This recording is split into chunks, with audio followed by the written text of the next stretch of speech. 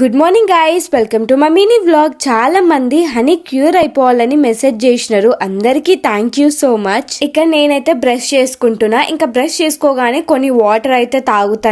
మేము కొంచెం లేట్ గా లేస్తాం. మమ్మీ డాడీ డ్యూటీకి వెళ్ళిపోయిన తర్వాత ఇంకా హనీకి మార్నింగ్ 2 eggs పెట్టిందంట మమ్మీ. ఇంకా కాల్ చేసి పెడిగ్రీ కూడా పెట్టమన్నది హనీ కోసం. చాలా మంది హనీకి ఎలా ఉంది అని కమెంట్ చేసినారు. హనీకి అయితే ఇప్పుడు చాలా బాగుంది. అప్పటికప్పుడు హాస్పిటల్ కి తీసుకెళ్ళాం కాబట్టి అంత ఎఫెక్ట్ అవ్వలేదు.